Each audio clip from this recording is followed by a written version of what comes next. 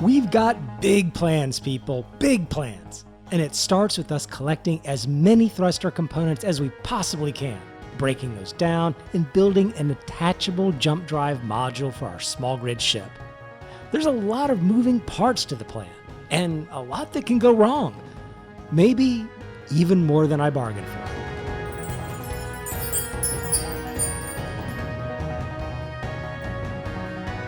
I've got 50% of my hydrogen, which should be plenty to land the ship. But this is also the first time I've tried to land this ship carrying anything close to this much weight. Pertam's gravity is 1.2 times that of the Earth-like planet. And I've noticed the ship's weight increases rapidly in the last 1,000 meters from the ground, so we need to be careful. Very good. We used 30% of our hydrogen and are down to our last 20%. That's not terrible, but it's about as close as I want to get. And on that last trip to space, we only flew to one wreck for salvage and took a swing by the trade station before coming home.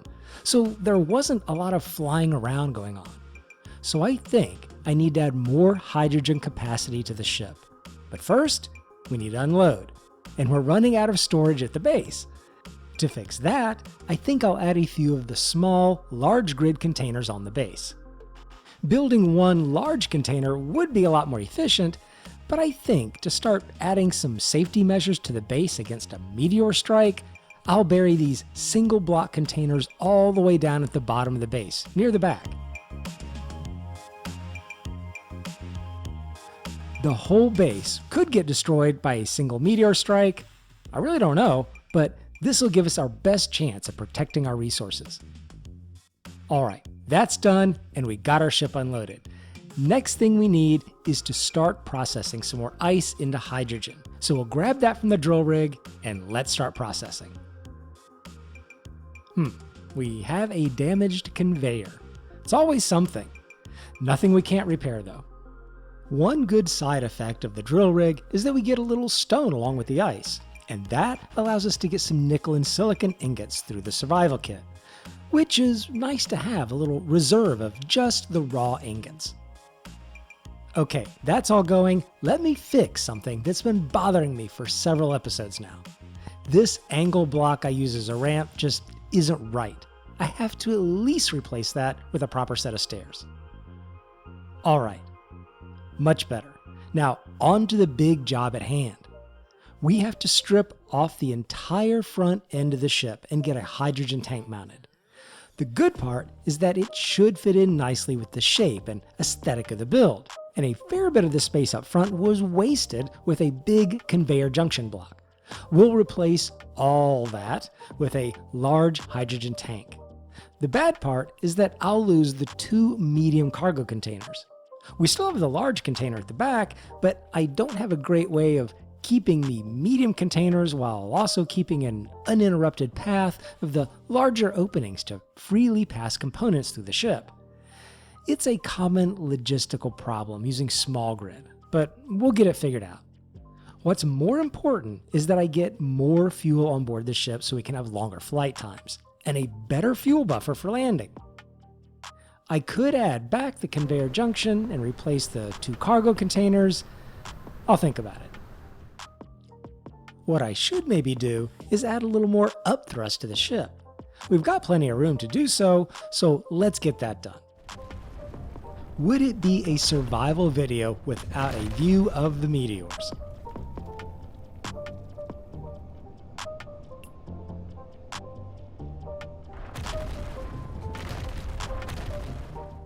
No, I've changed my mind. I think the conveyor junction makes too much of a proboscis out in front.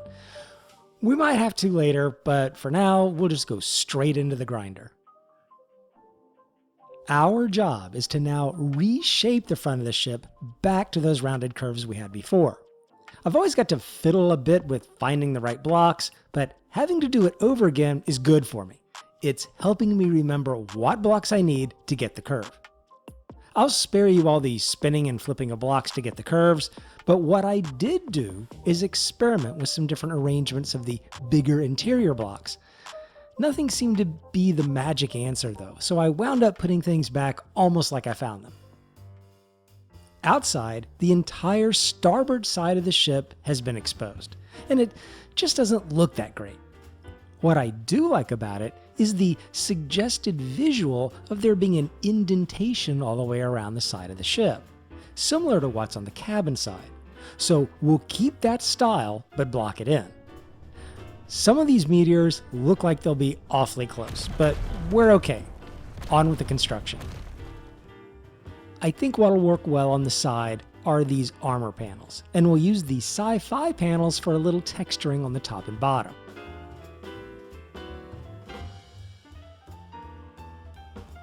You know what? I like it. We'll do the same on this little bit on the other side. One thing I fixed that you may have noticed from before is that the grinder wasn't centered in the rounded portion of the ship. It was one block skinnier on the right-hand side, as I'm facing it now, so I fixed that during the rebuild. I'm much happier now. I want this ship as a whole to remain asymmetrical, but I think some individual parts of it need to retain some balance. Otherwise, I feel it just looks like a hot mess all slapped together. And you, as my viewers, deserve better than that. Arachnophobes, close your eyes.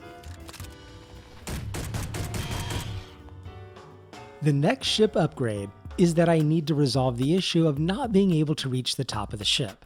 And I think at the same time, I can also improve the other problem I created of losing a medium cargo container.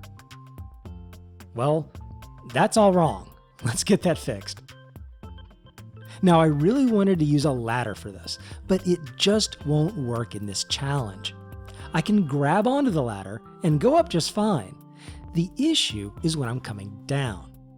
Your character doesn't actually climb all the way down and off the bottom of the ladder. It stops you about midway on that last section of ladder. In this case, it's the only ladder section.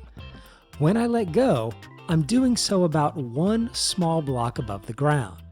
In gravity, it's not noticeable, and you quickly just drop to the ground.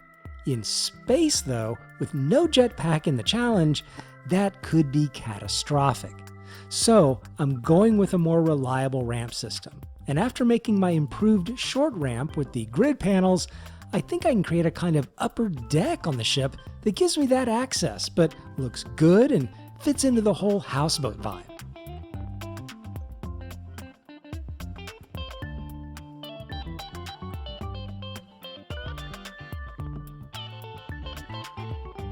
Okay, an extension of the back deck, some low brightness, reddish lights.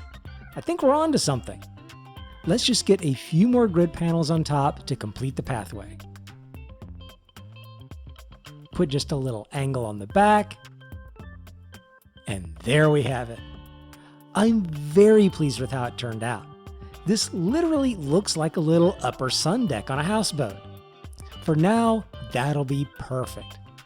I added a few more bits here and there, like some docking cameras, but now it's back to space with our improved ship. One of the reasons I needed this upper deck so badly was that some space stations, like the pirate station we ran across earlier, may only have a horizontal connector port. And from what I've seen, they also usually have a catwalk sitting directly atop that horizontal connector as a way to enter the station. The other reason is that I think we need to start exploring the interior of some of these wrecks. I'm probably overlooking some survival kits or containers that may have some silver or magnesium, and I can't help but feel we're leaving some good bits behind by just looking around the outside. Okay, we have a brand new pirate wreck to check out. It's saying hostile signal. I don't remember it saying hostile on the others, but maybe that's just a standard designation for the space pirates because they're hostile in most situations. This wreck seems mostly hydrogen powered, but it does have some nice weapons we can salvage for ammo, so let's get those first.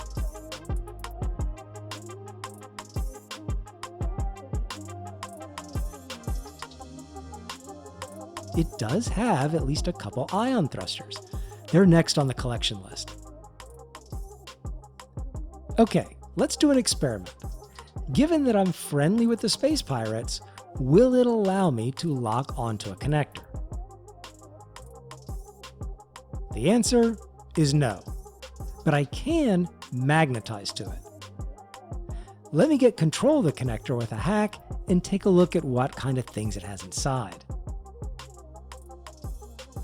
Uh-oh, I've lost contact with my mag boots.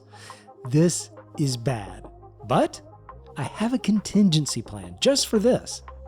Early in the build, I added a remote control block just for this purpose. Let's see if I can remote in and move the ship up to regain contact with my feet. Okay, the answer is no. Denied. My body seems to be moving with the ship. That shouldn't be happening without a jetpack. But I'm not done yet. I have an idea. It's probably because I'm remotely piloting the ship. If I nudge the ship up, then quickly leave a remote operation, my boots might grab on. Yes, we're saved.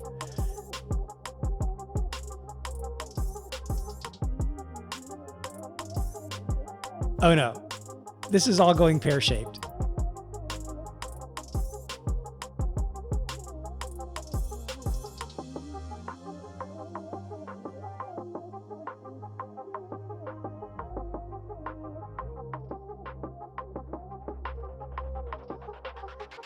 Okay, we're back, but you can see exactly how dangerous this is without a jetpack and just using mag boots.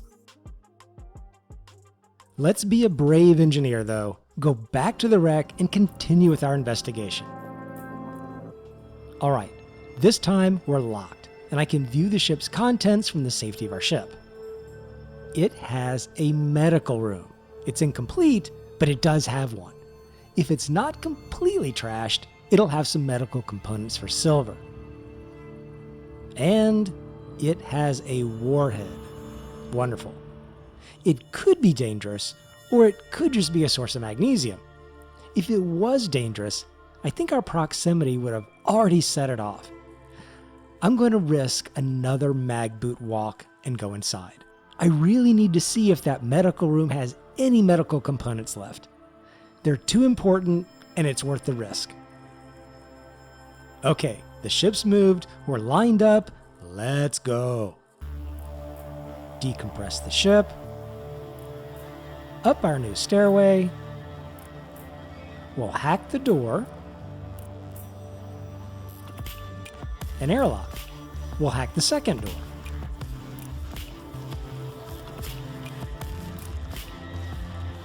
A flashing warhead. That's very bad.